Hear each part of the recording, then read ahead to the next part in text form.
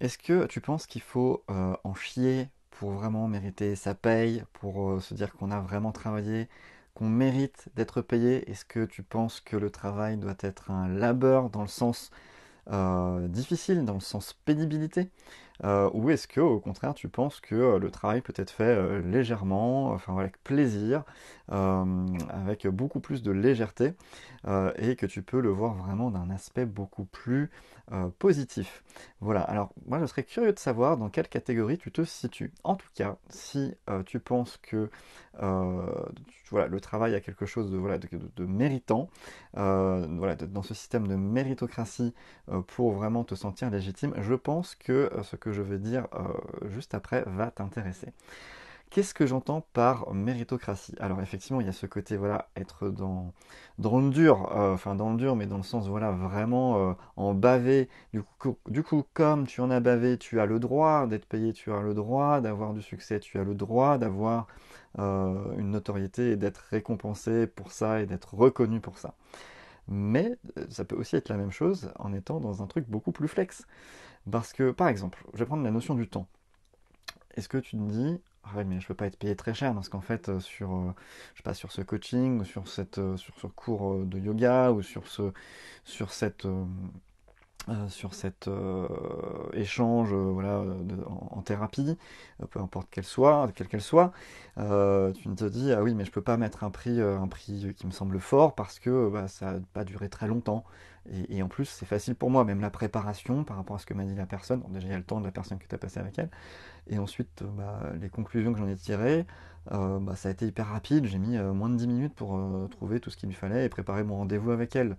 Du coup, je vais pas lui facturer, j'en sais rien, 200 euros l'heure, alors que j'ai l'impression de ne pas avoir travaillé.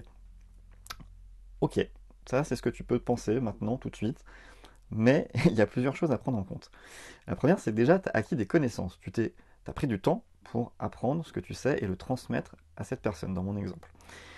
Ensuite, et même si on oublie cette partie-là, genre t'as appris par passion, du coup tu veux pas le compter, il y a quelque chose de, tu veux te détacher du côté pécunier de la chose, c'est tellement passionnant que tu remercies la vie d'avoir appris ça et d'avoir pris le temps de le faire. Et pourquoi pas? Et dans le sens du remerciement de la vie, pas de souci. Mais c'est quand même des connaissances que tu as pris le temps d'apprendre. Mais ok, disons que ça, on le met de côté, on le met pas dans la facture. Tes clients, tu les trouves comment? Ça prend du temps de chercher tes clients. Il y a quelque chose tu vas passer du temps à prospecter. Alors, il y a différentes manières. Ça peut être sur les réseaux sociaux, à créer du contenu. Ça peut être en utilisant de la publicité, certes, mais du coup, donc là, tu vas gagner un peu de temps, certes, mais tu vas aussi créer ta stratégie marketing, en fait. Tu vas gérer ton entreprise. Tu vas développer ton état d'esprit de l'entrepreneuse. Tu vas vraiment... En fait, il y a tous les à côté de la prestation. Et j'ai envie de dire finalement, heureusement que tu ne passes pas 3 heures à préparer un rendez-vous d'1 heure. Alors peut-être que c'est nécessaire selon ta spécialité, je n'en sais rien, mais peut-être que c'est normal et que si tu n'étais pas expérimenté, tu mettrais 6 heures. Donc du coup 3 heures, c'est rapide. Mais donc tout est relatif, hein, parce que je ne prétends pas connaître ton métier. Euh, mais en fait, c'est juste remettre en perspective que, ok, peut-être ta prestation, elle est un peu courte, elle te semble courte, mais en fait, la transformation que tu vas apporter, elle est énorme déjà. Donc ça, c'est une grosse valeur que ton client, ta cliente peut être prêt à payer. Mais surtout aussi, tu as vraiment passé du temps à préparer tout ça, à trouver ce client, à en trouver d'autres, à créer ta stratégie, à réfléchir à ton entreprise, à faire l'administratif. Tout ça, c'est du temps qui nécessite d'être payé. C'est du temps qu'on ne voit pas, mais c'est du temps que tu ne passes pas à aider quelqu'un d'autre ou à être en prestation. Donc, il faut que tu le prennes en compte. Et donc, si ta méritocratie, elle se joue en fonction du temps, eh ben, bah, c'est super.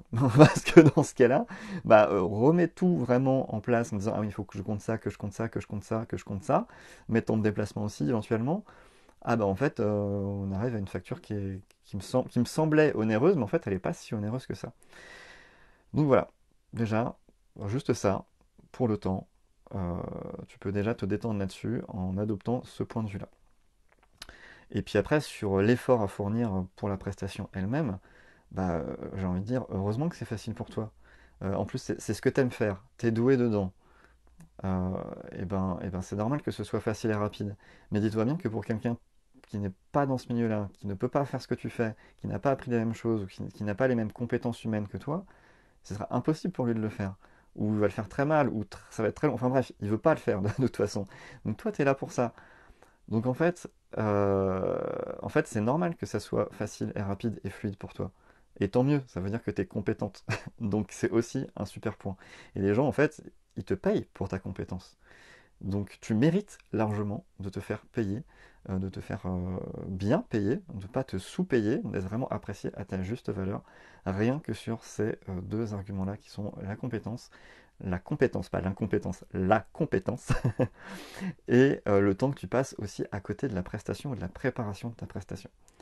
Voilà, j'espère que ça t'aura ouvert un autre point de vue, un nouvel angle, et que tu vas te dire, ah mais en fait c'est de la bombe ce que je propose, et que bah, tu mérites d'être payé normalement et de pouvoir en vivre tout simplement. Eh bien, partage-moi un petit peu tes retours en commentaire, je serais ravi de les lire et d'y répondre aussi. Et je te souhaite une belle journée. Salut!